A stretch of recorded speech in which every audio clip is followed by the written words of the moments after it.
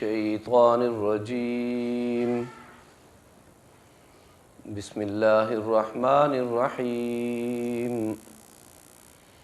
لا يتخذ المؤمنون الكافرين أولياء من دون المؤمنين ومن يفعل ذلك فليس من الله في شيء إلا أن تتقوا منهم تقات وَيُحَذِّرُكُمُ اللَّهُ نَفْسَهُ وَإِلَى اللَّهِ الْمَصِيرُ قُلْ إِن تُخْفُوا مَا فِي صُدُورِكُمْ أَوْ تُبْدُوهُ يَعْلَمُهُ اللَّهُ وَيَعْلَمُ مَا فِي السَّمَاوَاتِ وَمَا فِي الْأَرْضِ وَاللَّهُ عَلَى كُلِّ شَيْءٍ قَدِيرٌ یوم تجد کل نفس ما عملت من خیر محضرا وما عملت من سوء تود لو ان بینها وبینه امدا بعیدا ویحذرکم اللہ نفسہ واللہ رؤوف بالعباد صدق اللہ العظیم۔ بسم اللہ الرحمن الرحیم۔ سورہ آل عمران آیت نمبر 28، 29، 30 تلاوت ہوئی ہے۔ ان آیات کریمہ میں اللہ رب العزت نے ہماری ایک معاشرتی ضرورت، اس کے متعلق ضابطہ ارشاد فرمایا ہے۔ دنیا میں رہنے سہنے کے لیے آدمی کو اپنے دوست رکھنے کی ضرورت ہوتی ہے، دوست بنانے کی ضرورت ہوتی ہے۔ تو دوستی کا کچھ معیار یہاں بیان ہوا ہے۔ سورہ آل عمران کی ان آیات میں بھی ذکر ہے، چند رکوع کے بعد پھر بھی ذکر ہے لا تتخذوا بطانۃ، دوستی کے متعلق سورہ نحل میں بھی اس کا ذکر ہے اور سورہ ممتحنہ میں بھی اس کا ذکر موجود ہے۔ تو یہاں جس حد تک بات ہے اسے یہاں کر لیتے ہیں، جب وہ آیات کریمہ اللہ نصیب فرمائیں گے پڑھنا سننا تو ان کا تذکرہ وہاں کر لیں گے۔ لا يتخذ المؤمنون الکافرین اولیاء من دون المؤمنین، مومنوں کو چاہیے کہ وہ مومنوں کو چھوڑ کر کافروں سے اپنی دوستی نہ لگائیں، مومنوں کو چھوڑ کر کافروں کو اپنا رازدار نہ بنائیں۔ مومن کو چاہیے کہ اپنی دوستی کے لیے مومن کا انتخاب کرے، اہل ایمان سے دوستی رکھے۔ حضرت مولانا شاہ اشرف علی تھانوی رحمۃ اللہ تعالی علیہ، وہ اپنی تفسیر بیان القرآن میں دوستی کی 3 قسمیں لکھتے ہیں: موالات، مدارات، مواسات۔ موالات کا معنی ہے دلی دوستی، جس کے بغیر رہنا بندے کو مشکل نظر آئے، جی چاہے کہ یہ دوست ہر وقت میرے ساتھ ہو، اٹھنا بیٹھنا، اوڑھنا بچھونا، کھانا پینا، شادی غمی، دکھ سکھ، سفر حضر، اپنے تمام معاملات کے مشورے، اپنے دل کی باتیں، اپنے ارادے، جس کے ساتھ آدمی شریک کر سکے، شیئر کر سکے، اسے بتا سکے۔ ایسی دوستی جو ہے یہ تو ہر صورت مومن کو مومن سے رکھنی چاہیے، مومن کو غیر مومن سے نہیں رکھنی چاہیے۔ اس کے متعلق تو قرآن پاک کے واضح احکامات موجود ہیں، اس آیت کریمہ میں بھی ہیں، آگے بھی ہیں۔ دلی لگاؤ، دلی دوستی، دل کے حالات معاملات میں ان کو شریک کر لینا، ان سے مشورہ لینا، مشورہ دینا، سفر و حضر کا ساتھی بنانا، یہ تو مومن کو مومن سے رکھنا چاہیے دوستی۔ غیر مومن سے رکھو گے تو وہ اپنا اثر تمہارے اوپر پیدا کرے گا۔ فارسی کا ایک مقولہ ہے صحبت صالح ترا صالح کند، نیک بندے کی دوستی کا تمہارے اوپر نیکی کا اثر پیدا ہوگا اور برے کی دوستی سے تمہارے اوپر برا اثر پیدا ہوگا۔ دوستی لگائے بغیر بندہ جی نہیں سکتا، لیکن دوستی رسول اللہ صلی اللہ علیہ وآلہ وسلم ارشاد فرماتے ہیں جلیس الصالح بہترین دوست ہونا چاہیے بندے کا۔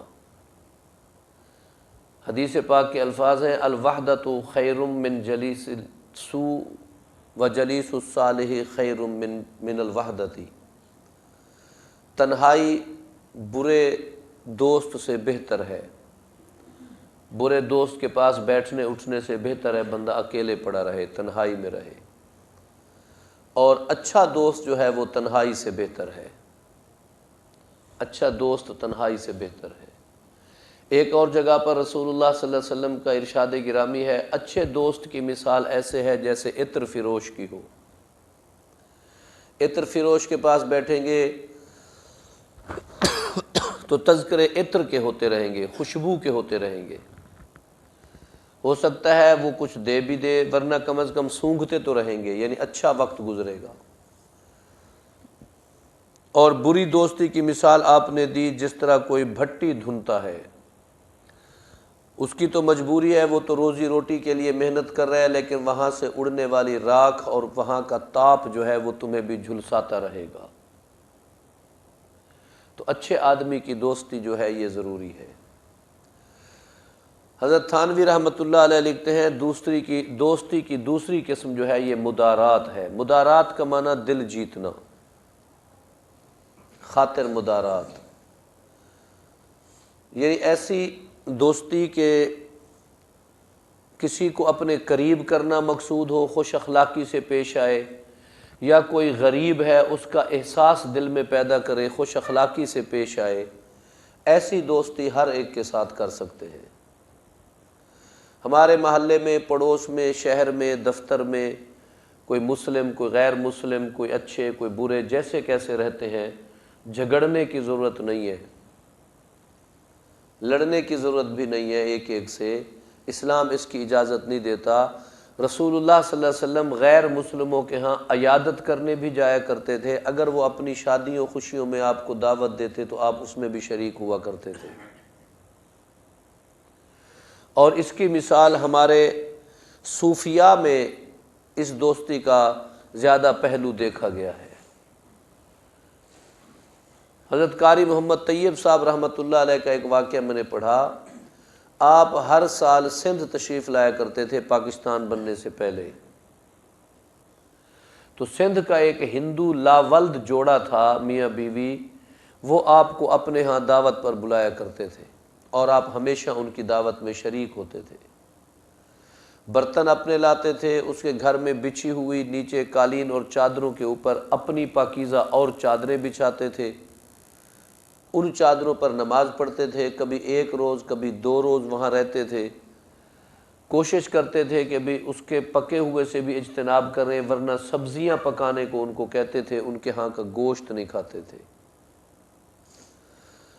اسے دعوت بھی آپ نے اشاروں میں کئی مرتبہ دی، آخر عمر میں کہتے ہیں کہ وہ میاں بیوی مسلمان ہو گئے تھے، ابتدا میں وہ اپنی حالت میں رہے، لیکن مولانا ان کے ہاں آتے جاتے رہے، انہوں نے کبھی بد اخلاقی کا مظاہرہ نہیں کیا۔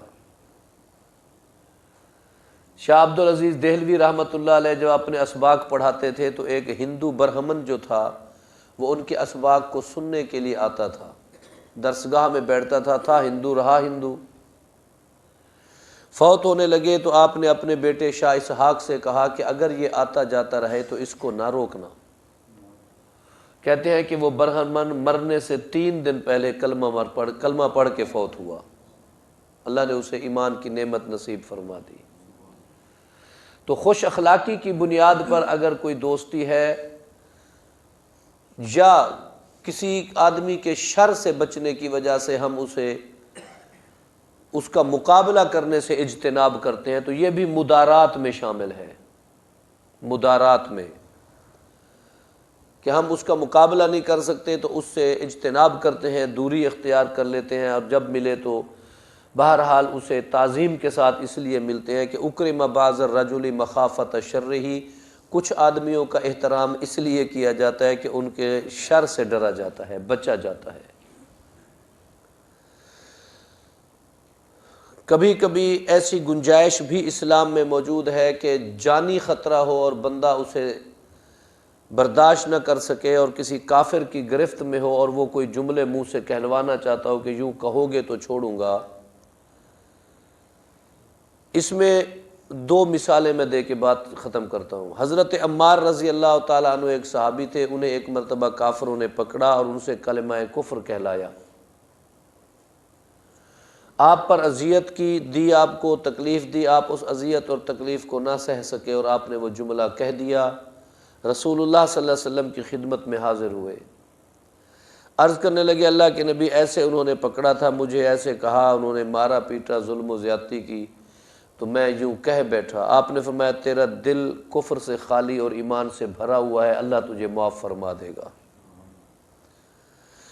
اور مثالیں جو بھرپور ہیں، حضرت خبیب کی مثال دیکھ لیں، جناب بلال کی۔ حضرت خبیب رضی اللہ تعالیٰ عنہ کو انہوں نے سولی پہ چڑھا دیا، کہتے ہیں ورنہ اتنا کہہ دے کہ یہ نبی نعوذ باللہ جھوٹے ہیں اور تمہارا مذہب سچا ہے۔ انہوں نے کہا میرے ٹکڑے ٹکڑے کر دو، میں یہ نہیں کہہ سکتا میرا نبی سچا ہے، اور سولی پہ چڑھ گئے۔ تو بعض اوقات آدمی کی قوت برداشت ایک جیسی نہیں ہوتی، اس کے لیے کچھ اجازت شرعی طور پر اضطراری کیفیت میں ظاہر کی گئی ہے۔ اضطراری کیفیت کا معنی ہے جس طرح قرآن پاک میں ہے کہ اگر کوئی آدمی بھوکوں مر رہا ہے اور اس کی جان نکلنے کا اندیشہ ہے تو وہ میت مری ہوئے جانور کی چیز بھی کا گوشت بھی کھا سکتا ہے جان بچانے کے لیے۔ کتنا کھائے؟ یوں نہیں کہ ایک آدمی بھوکوں مر رہا ہے اور لاچار ہے، لاغر ہے، اب اس کی جان لبوں پہ آئی ہوئی ہے اور اس کے بچے مرنے والے ہیں، اب وہ گیا تو آگے کسی روڈ کنارے کسی جگہ پر دیکھا کوئی گائے بھینس مری پڑی تھی، تو اب اتنا گوشت وہاں سے وہ کاٹ کے کھا لے جتنا ایک وقت کا اس کا گزارا ہو سکتا ہے۔ یوں نہیں چلو بھی بعد میں مجھے پھر ملے نہ ملے لہذا یہاں سے کوئی 15-20 کلو قیمے کا نکال لوں اور کوفتے کباب بنا کے کھاتا رہوں گا، اس کی اجازت نہیں ہے۔ اضطراری کیفیت میں جان بچانے کے لیے اتنی اجازت موجود ہے۔ اب جو ایسے ہوتے ہیں وہ جان دے تو دیتے ہیں، اس اضطراری رخصت کا بھی فائدہ نہیں لیتے۔ ایک ہوتے ہیں مستقل مسئلے، ایک ہوتے ہیں اجازت کے مسئلے، کسی حال پر ان کی رخصت دی جاتی ہے، اگر ایسا کرے تو کر سکتا ہے۔ تو بہرحال یہاں اتنی بات کافی ہے کہ دوسری دوستی خوش اخلاقی کے لیے ہے۔ اہل تشیع ایک مسلک کے لوگ ہیں جو رافضی ہیں، وہ ان کے ہاں تقیہ ایک ہے، عمل کے تقیے کے ذریعے وہ اپنی بات کرتے ہیں، یعنی اصل عقیدے کو چھپا جاتے ہیں۔ وہ کہتے ہیں کہ ہمارے دین کے 9 حصے تقیہ میں ہیں، ایک حصہ باقی ہے۔ وہ اور شاہ ہے، خوش اخلاقی کے لیے کو رواج دیتے ہوئے کسی کافر سے اچھے برتاؤ سے پیش آنا اور شاہ ہے، وہ دھوکہ ہے، یہ خوش اخلاقی ہے۔ آگے فرماتے ہیں تیسری قسم جو انہوں نے لکھا ہے وہ ہے مواسات۔ مواسات کا معنی کسی کی ہمدردی کرنا یا اس سے ہمدردی لینا۔ ہمدردی کرنے کا معنی یہ ہے کہ ہمارے ملک میں کافر رہتے ہیں، جزیہ دیتے ہیں، ہمارے ملک کا ٹیکس دیتے ہیں، کبھی ہمارے ساتھ چھیڑتے نہیں، کبھی ہمیں کچھ کہتے نہیں۔ سورہ ممتحنہ میں ایسی موالات کرنے کی اجازت موجود ہے کہ اے مسلمانوں جنہوں نے ہجرت کے وقت تمہیں کچھ نہیں کہا اور بلکہ راستہ کھول دیا اور تمہیں جانے کے لیے سہولت بخشی، تم اگر ان کے ساتھ موالات کرنا چاہو، خوش اخلاقی کی دوستی اور ان کا احساس پیدا کرنا چاہو، مواسات کرنا چاہو، تو تمہیں اس کی کوئی رکاوٹ نہیں، ایسا کر سکتے ہو۔ تو بہرحال خلاصہ یہ نکلا کہ ہمیں دوستیاں لگانے میں سب سے اول افضل معیار جو اللہ کے ہاں پسندیدہ ہے، مومن کی دوستی مومن سے ہونی چاہیے۔ اردو کا محاورہ ہے خربوزہ خربوزے سے رنگ پکڑتا ہے۔ سریکی چادن گورے کو کالے نال بدھیوں نے رنگ تے نہ وٹا سکیا، عادتاں وٹا گیا ہا۔ تو ہمیں یہ اس بات کا ضرور احساس رکھنا چاہیے اپنے بچوں پر، اپنے عزیز و اقارب پر، اپنے چھوٹوں پر، کہ ان کا اٹھنا بیٹھنا، ان کی دوستی محبت پیار کس کے ساتھ ہے۔ ایک ہے عوام الناس کی آپس میں دوستی، ایک ہے خواص اور حکام کی دوستی۔ عوام الناس میں تو ایسی صورت نکالی جا سکتی ہے، لیکن حکام کو چاہیے جہاں دین کی عزت کا معاملہ ہو، جہاں قوم کے وقار کا معاملہ ہو، پھر وہ ڈٹ جائیں، کیونکہ وہ سب کے بڑے ہیں، اور وہ اگر کہیں لچک دکھا جائیں گے تو پوری قوم کا ضمیر بیچ ڈالیں گے۔ ہمارا المیہ یہ ہے کہ دنیا میں اس وقت 56 یا 58 اسلامی ممالک ہیں، ان تمام میں سے اول تو تمام کے ورنہ اکثروں کے سربراہ جو ہے وہ یہود و نصارہ سے دوستی کو بھی اتنی محبت سے دیکھتے ہیں، آپس میں اتنا پیار نہیں کرتے، ایک دوسرے کا احترام اس قدر نہیں کرتے جتنا یہود و نصارہ کی خیر مانگتے ہیں اور ان کا احترام کرتے ہیں۔ تو ہمیں اس بات کو ذہن میں رکھنا چاہیے کہ مومن کو دوستی اس سے رکھنی چاہیے جو مومن ہو۔ وَمَن يَفْعَلْ ذَلِكَ، اگر کسی نے اس اصول کو توڑ کر مومن نے غیر مومن سے دوستی کر لی، موالات کر لی، فَلَيْسَ مِنَ اللَّهِ فِي شَيْءٍ، اللہ کا اس پر کوئی ذمہ نہیں ہے، وہ اللہ کے معاملے سے باہر نکل گیا، وہ جانے، اس کا کام جانے، اللہ اس کی اس دوستی میں کوئی برکت اور خیر شامل نہیں کرے گا، وہ ہدایت میں جائے، گمراہی میں جائے، پریشانی میں جائے، جہاں جائے۔ الا ان تتقوا منہم تقات، ہاں اگر کسی نے دوستی اس نیت سے کی ہے کہ وہ اس کے شر سے بچنا چاہتا ہے، جس طرح خوش اخلاقی سے پیش آنا مقصود ہے، تو ایسا کرنے کی اجازت موجود ہے، لیکن عقیدے کا خیال ضرور ذہن میں رکھے، دلی راز ان کو نہ بتائے۔